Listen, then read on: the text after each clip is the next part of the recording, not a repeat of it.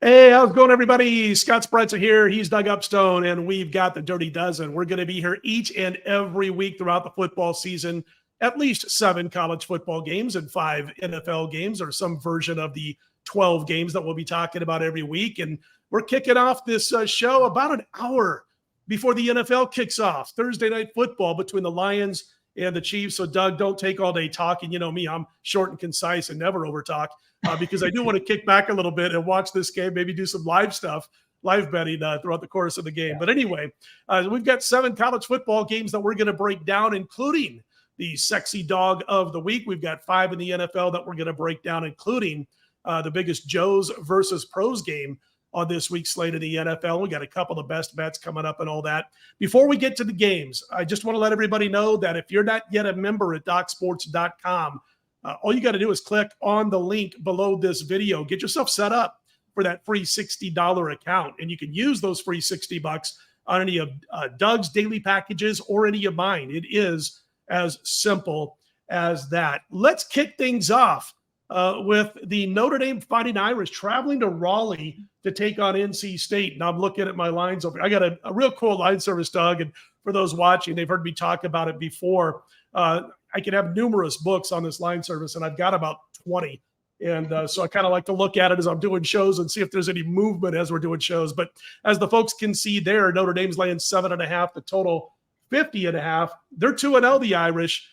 They have not yet played anybody. They played Navy, who's going through a transitional year.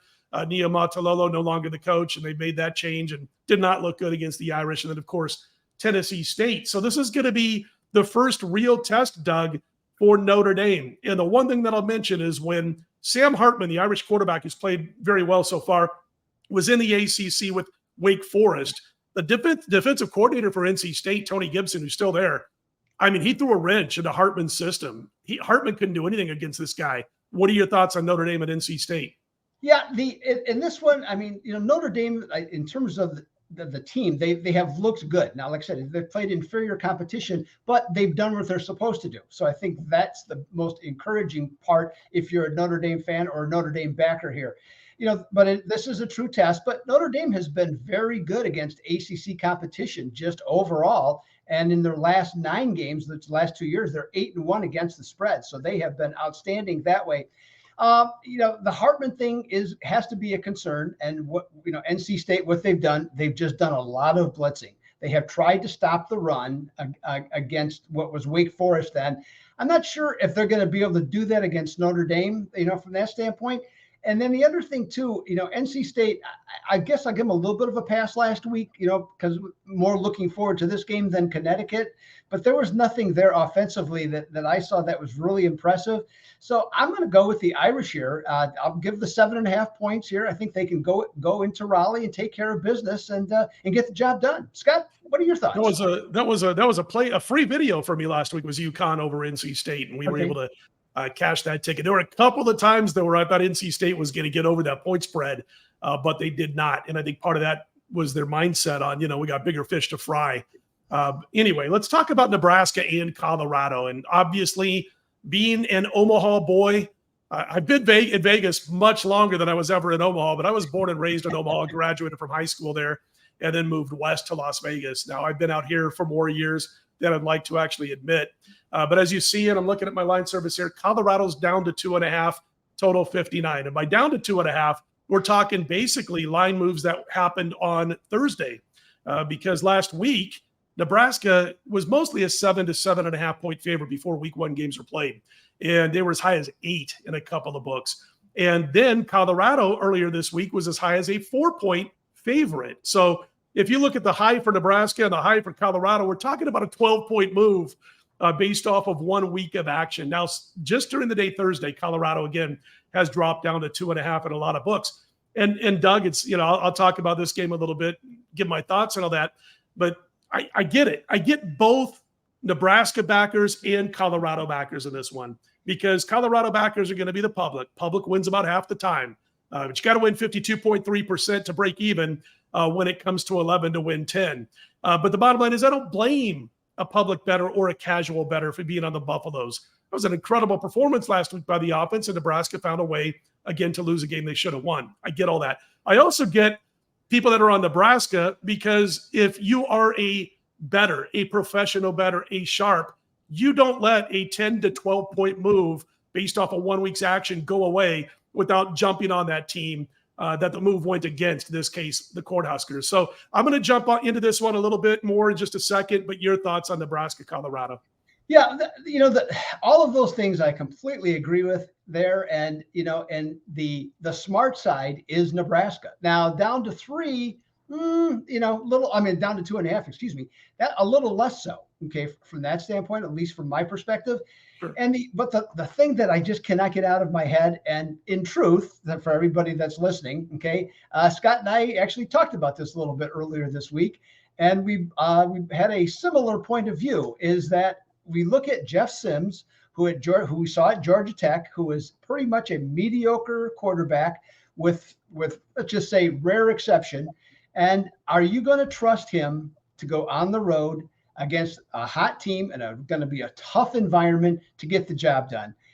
Just myself, I can't do it. And from that standpoint, I would be inclined to take Colorado on the money line, Scott, myself. What about you?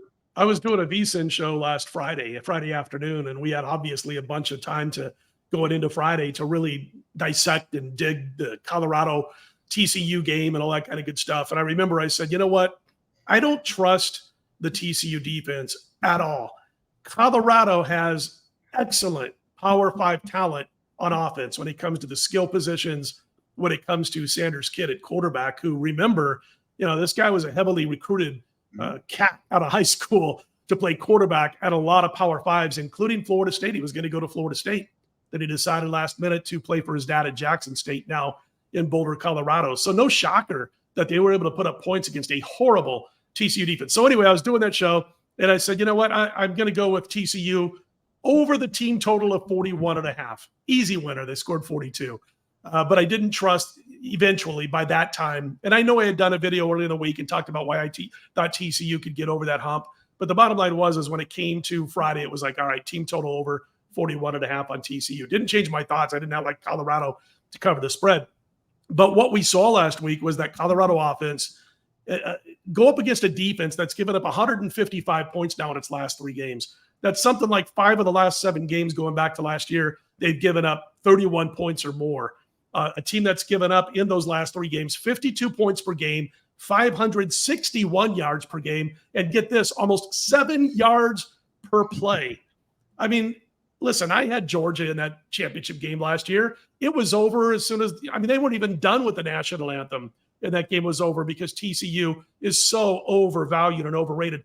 Their defense, Doug, in the last 110 pass attempts has a pick percentage of less than 2%.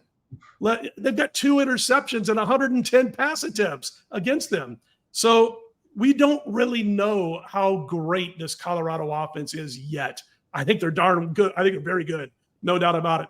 They'll face a better defense. They'll face the 335 defense, which is basically 3 down linemen and a nickel. That's basically what you're looking at with a 335.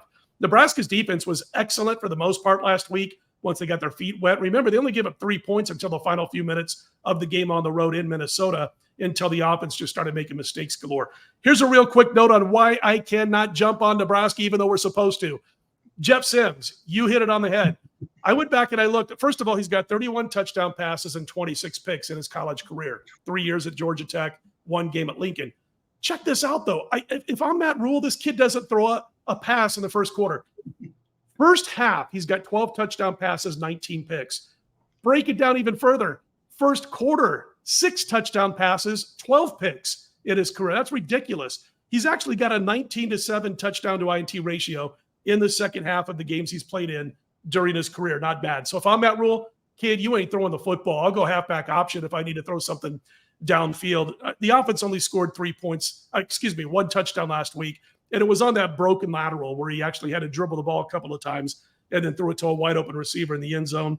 You just got to figure that at some point he makes a mistake.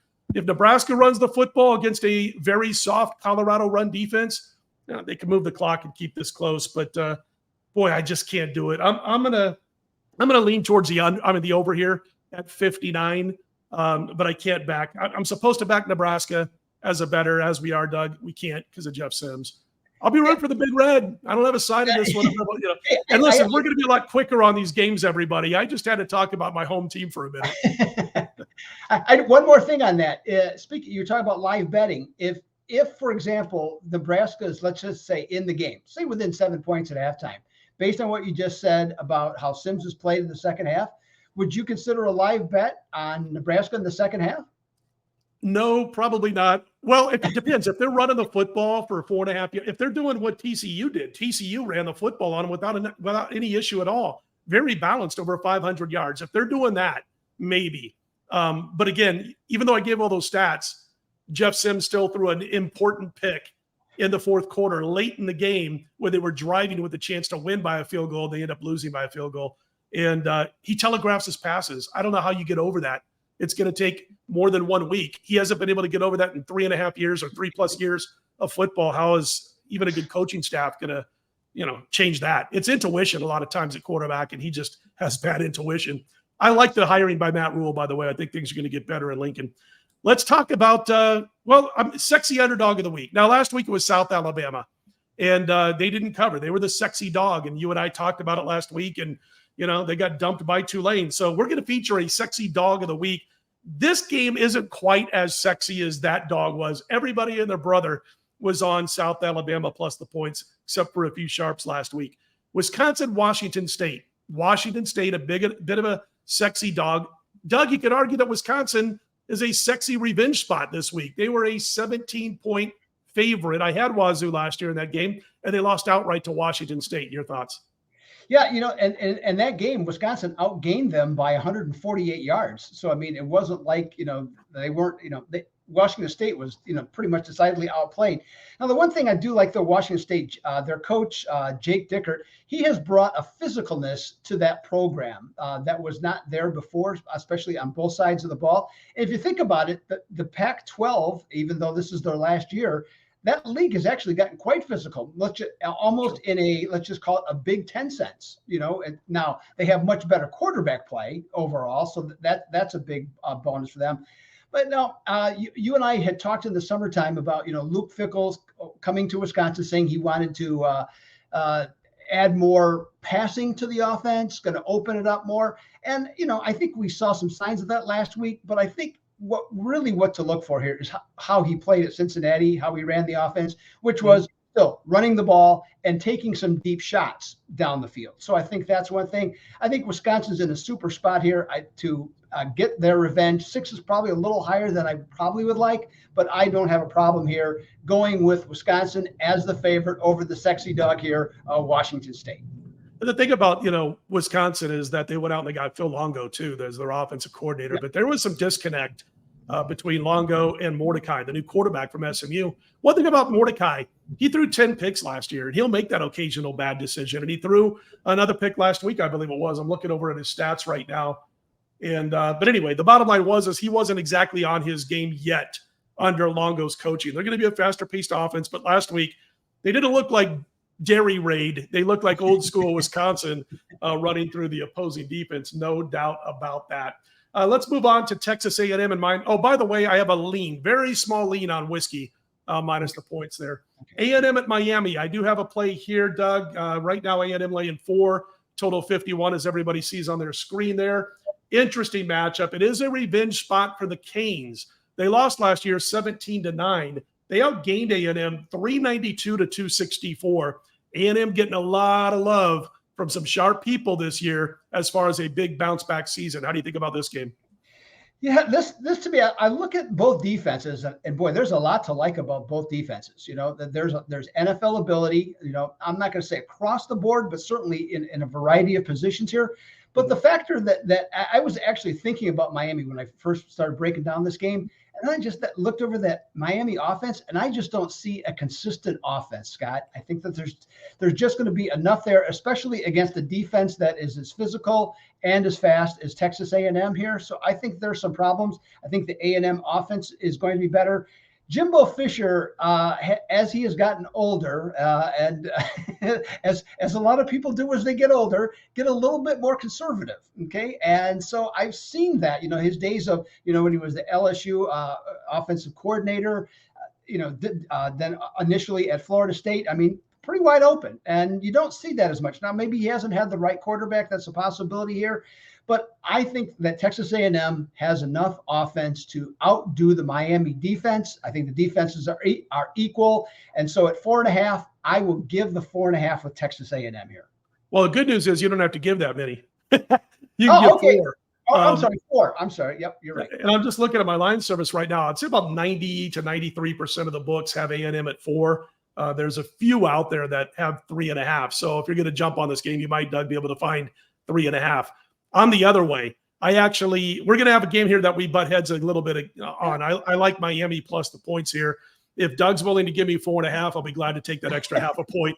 But I'm gonna recommend a play on Miami plus 4. And it's not really the revenge angle, that the fact that they just, they lost by 8 against A&M last year. I mean, we all know that A&M was down and underachieved last season. What I liked was the way they absolutely shut down the A&M offense. They held them at 264 yards in that game. I think A&M is going to be better this year than they were last year. But I also like the fact that, Miami found a running game, and I know it was Miami, Ohio, and not a team like Texas A&M, but they still ran for almost 7 yards per pop carrying that football against Miami. I like the points here with Miami, Florida. Doug, I want to talk some Big Ten action in a minute, a big rivalry game in the Midwest. We'll talk about Iowa State. But before we do, let everybody know what's going on your homepage at DocSports.com this weekend. Yeah, Scott. Well, as everybody can see on the scroll down below, I got 9 plays this weekend, 5 in college, 4 in the NFL, and I will have a best bet in college on Saturday and a best bet on Sunday in the NFL. Both are 6-unit plays. I usually start a little bit conservative on the plays. That's just kind of has been my style to do that early in the season. Along with that, Scott, nice 44-26 run in Major League Baseball the last 5.5 weeks. Been killing it on props, specifically MLB props. But of course, I couldn't do any football props for the most part until we get started here. So I got something dialed up actually on Thursday night for the NFL game for a prop, but been on a strong 16-6 run on props going across the board there. And of course, everybody's favorite topic, Canadian football. 15-5 run.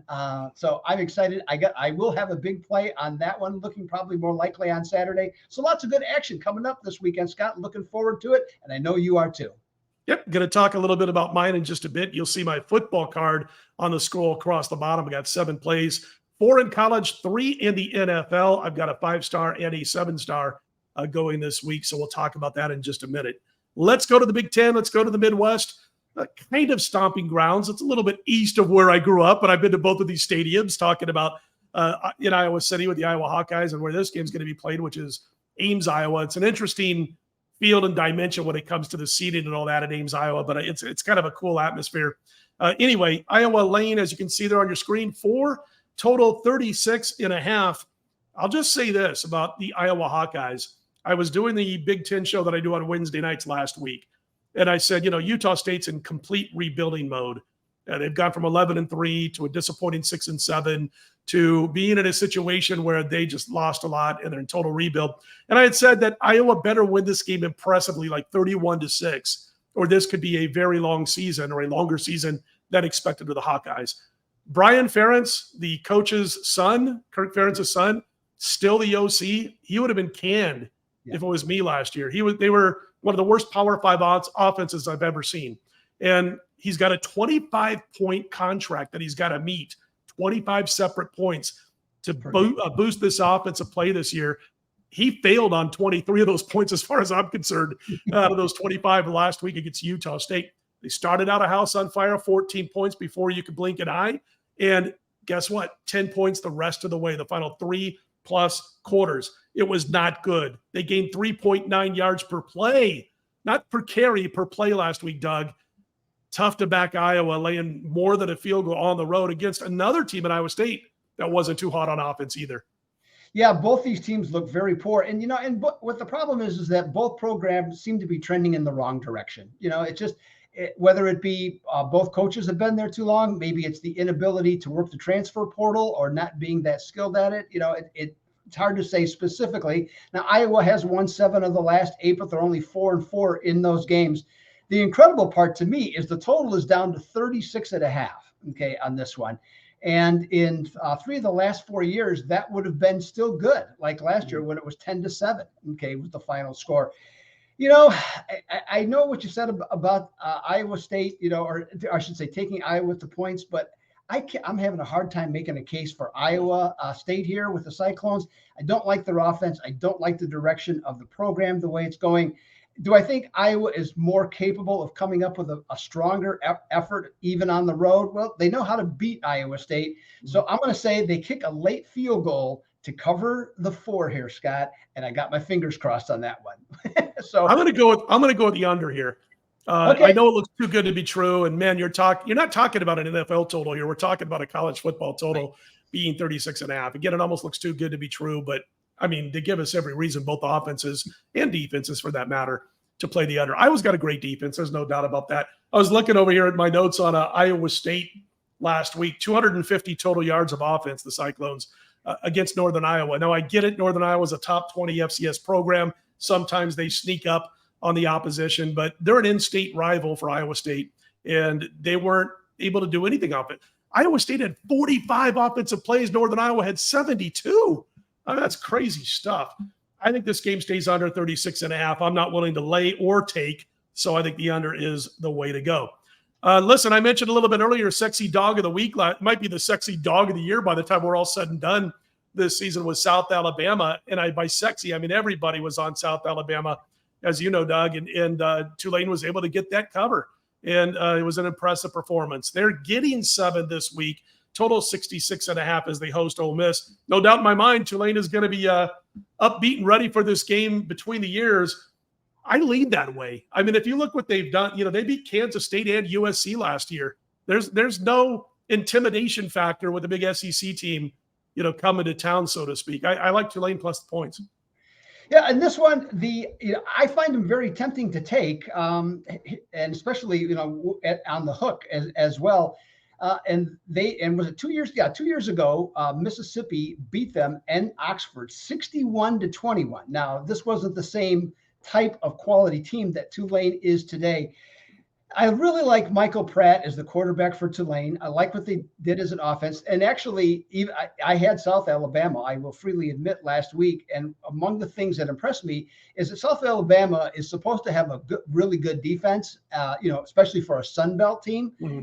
And they just took them apart. I mean, Pratt looked like an NFL-ready quarterback last week. I just have the thing about the SEC, okay, the power of the SEC, and then the ability to wear them down. So, yeah, we're going to have another one here, Scott. I know you prefer the dogs on this one, but I just like the power of the SEC. I think they're able to go on the road. I like a Lane Kiffin team to be able to do that. And like I say, eventually Tulane just doesn't, has 1 or 2 instances where they don't get stops. And Mississippi scores. So I'm going to go with Mississippi -7 myself. And I can't argue with, the power of the SEC being able to wear them down. The good thing about Tulane, a lot of times when you're taking on an SEC team, and Ole Miss is a good one. And I like Lane Kiffin, by the way. I don't know about you, but a lot of people are anti-Lane Kiffin. But I like his confidence. I like his kind of cockiness or swagger, if you will. Also, it's not over the top. The one thing Tulane has going for them is between the years that, so what? We beat USC last year. That's what, so whatever that, I'm not saying that's worth anything other than the fact they won't be intimidated. We've got 5 NFL games to talk about. We've still got our best bets to come. But before we get to all of that, I do want to talk a little bit about Texas and Alabama, which, I've heard is the big game of the week, marquee-wise there. I've heard that too. Have you heard that too? Steve? Yeah. We're both out here in the Southwest in the desert, but you're a couple hours to the right of me, to the east of me. I'm in Vegas. Anyway, Bama laying 7. I have seen a 7.5 pop up in a couple of books on Thursday. Total sitting at 54. Quinn Ewers, he's healthy. He was eating this team alive when he got injured in that game last year. He was 9 for 12, 130 plus yards. Got knocked out of the game. Hudson Card finished. It was a miracle win for Alabama, and the miracle worker, that being Bryce Young, is now playing on Sundays in the NFL. I got a thought on this game. I'm going to get yours first, but I do have a thought and a side and opinion on this game. And I want to say real quickly that only one of all the games we've talked about so far do I have as a premium play this week, and it's a small play at that. But this won't be a premium play, but I do have an opinion. All right, on this one, last year, as it was just stated, it was a defensive struggle. Alabama came out on top, 20-19 in that one. You can make a case that the Alabama offense is not as strong, but you can also make a case that it's more what Nick Saban likes. Okay, in terms of his career, not most recently. He still has a good quarterback, maybe not an NFL quarterback. We'll see that'll play out over time. But there's definitely been talk of an emphasis more towards the running game, okay? And I think we'll see that here in this game. Also, a big change defensively. Before, what they've been trying to do is rush the passer, put the cornerbacks out on an island. It hasn't worked extremely well. Now, when they had the team that won the national championship 2 years ago, that offense was so good it didn't matter what the defense did. But last year was proven that wasn't going to work, and I don't think it would work. It's going to work going forward for them. So I actually think Alabama will be playing a style of football that Saban is more comfortable with going forward. I look at Texas. Texas, you know what? This is supposed to be their year, but you know what, Scott? I think I've heard that before. Okay, about Texas. And Texas couple times. always is going to be. This is the year. I don't know what. Maybe there's something to state of Texas, whether it be the Longhorns or the Cowboys. It's always going to be their year. So in this one, though, I think the defenses will have a lot to say as to how the game is going to be played.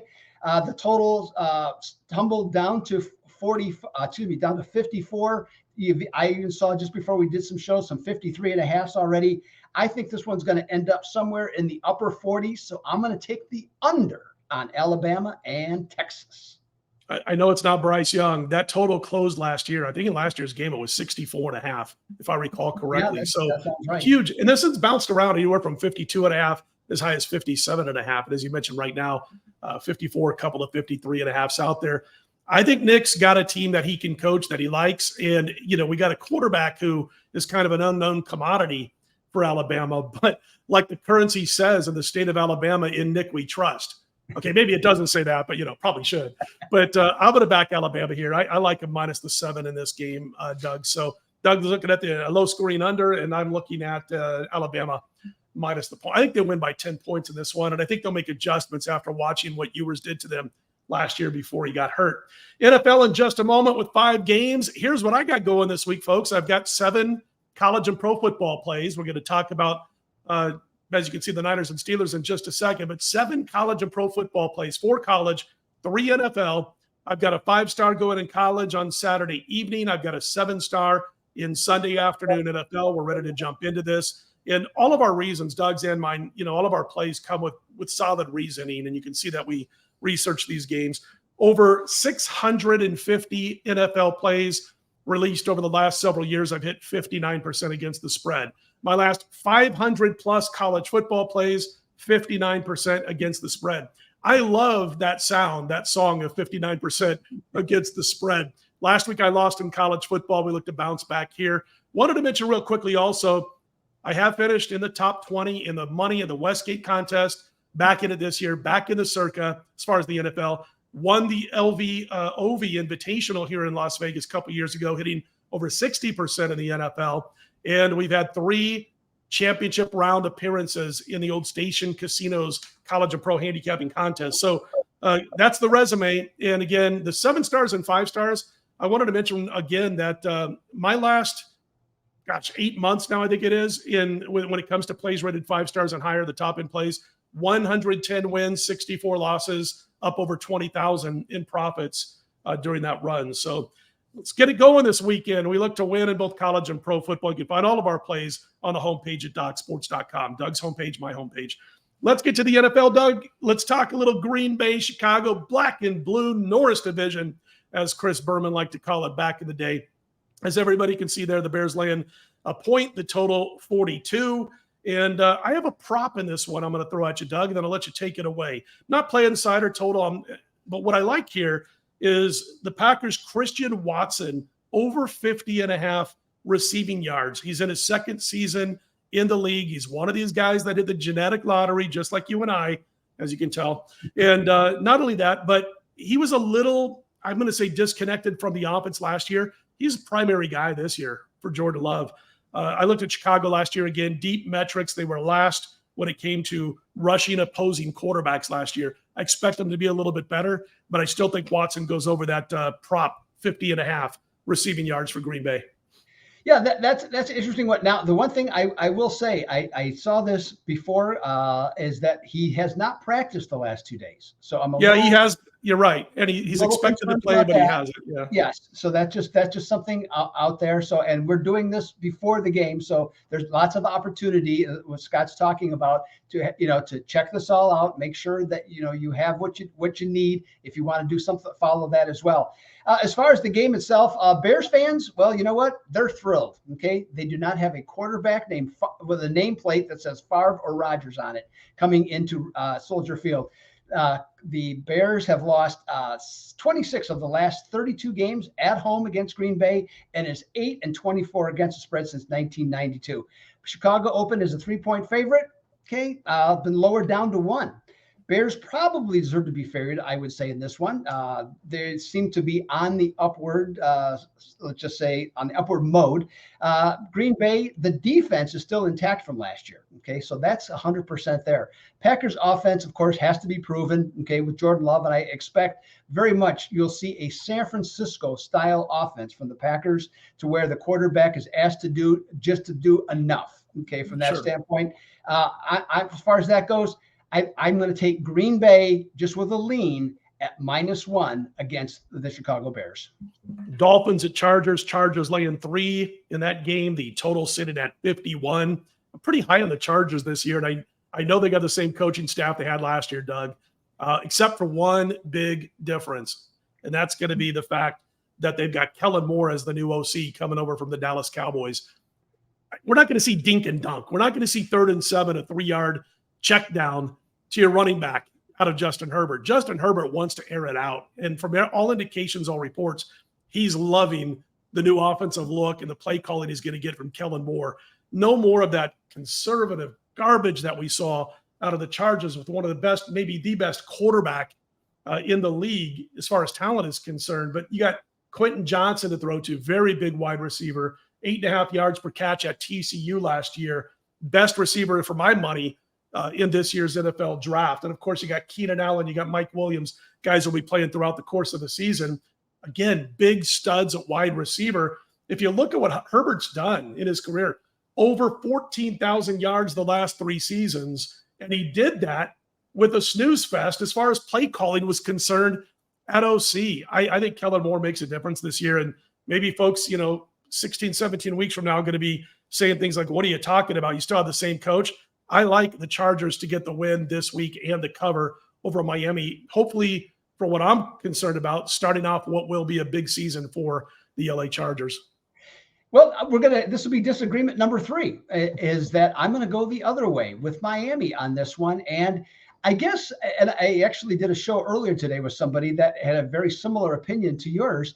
And I'm just as high on Miami. I think that the Jets are a little bit overhyped. I think Miami comes in a little bit underrated. And believe me, I get the whole Tua thing that could fall apart at any moment. We do know that. But I think their offense is equal to that of the Chargers in terms of the production, what they can do. And I actually like their defense a little bit better. And I also like the defensive concept. And that's one of the problems I have, Scott, with this, is that the concept is to rush the passer, but not necessarily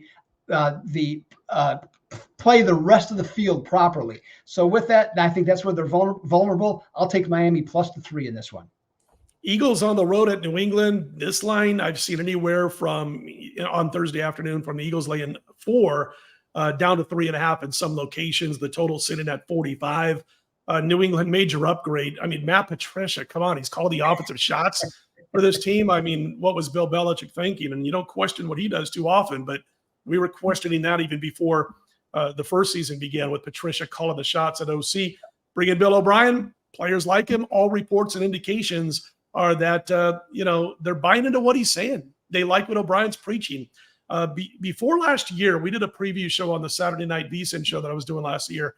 And I had said that the Eagles were my choice to get to the Super Bowl and represent the NFC. They got there. I'm not down on Philly, but I think in this particular game, you're going to see that combined points between these two offenses go over. I do like what I'm seeing out of New England as far as their offensive prep is concerned. And of course, the Eagles can score a lot of points on just about everybody. Once in a while, their defense leaves you scratching your head. But I like over 45 here. And again, not a premium play, but a play for the show. Yeah, as far as that goes, one of the things that struck me is the line's at 4, and some people might find that curious. Belichick historically has done well as a home underdog, but of course, then he had a different quarterback than what he has now. Had that number 12 guy that did a pretty good job for him over the years.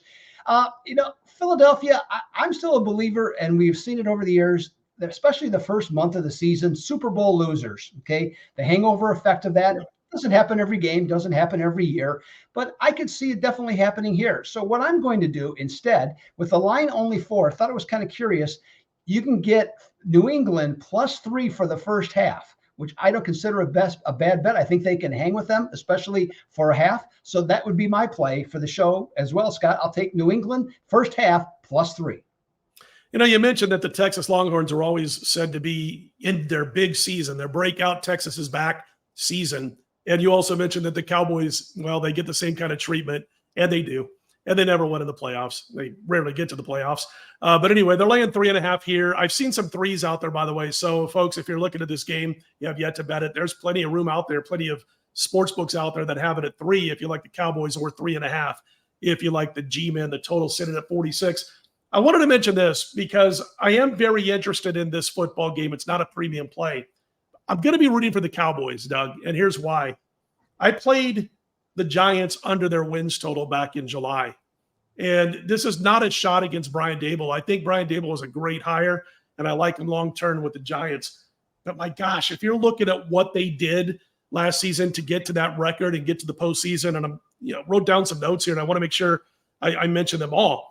The Giants won 2 of their final 8 football games in the regular season last year after the great start. They gave up 25 more yards per game than they gained themselves. They had 2 wins, just 2 wins against teams with a winning record. They went 2-7 straight up against teams with a winning record. This year, they faced 9 teams with a higher wins total than their wins total. They have a really rough schedule. It's a tough schedule, but not only that, 7 of their first 11 games are on the road with a pair of back-to-back road spots in that mix.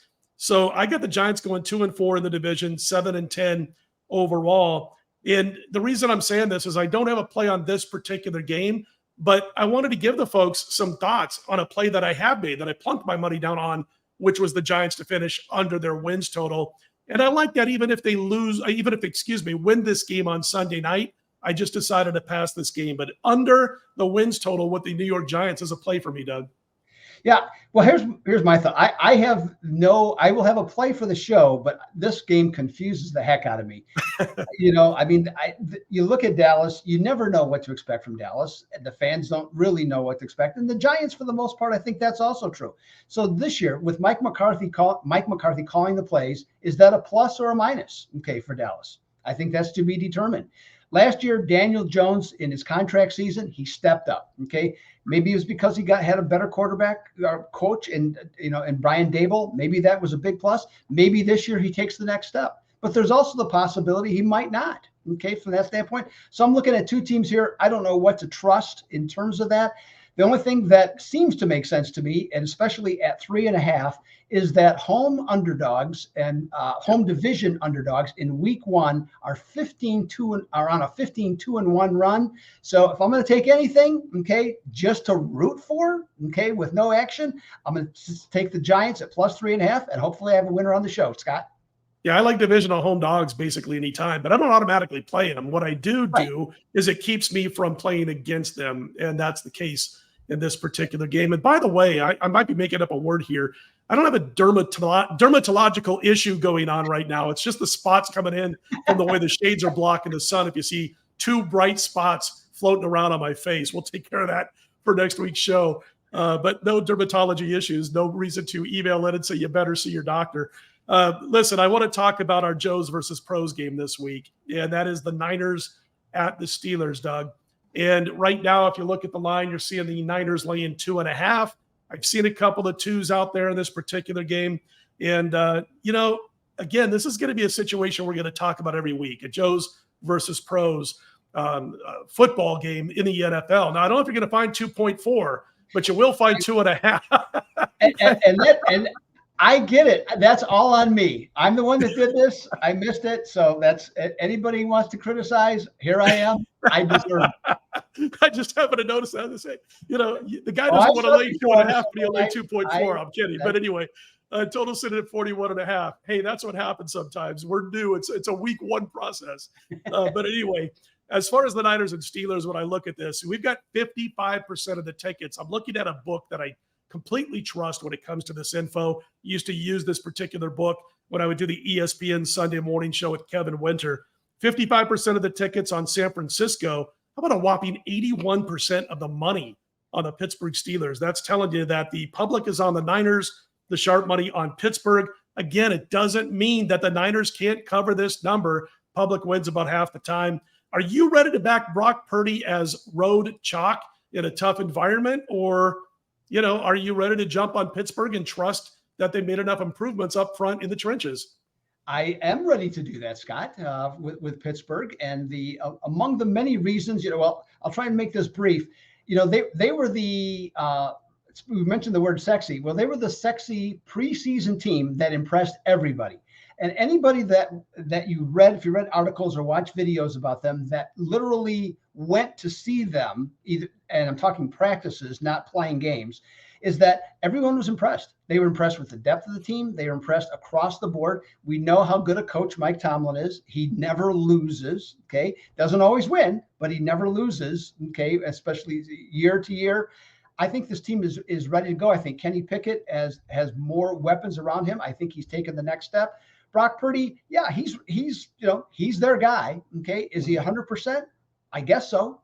But there's just a little bit something there that I'm not crazy about from that standpoint. And 49ers 1-5 recently as a non-division away favorite, whereas with the Steelers, Tomlin 13-5 as a home dog, and within that number, most recently 7-1 against the spread.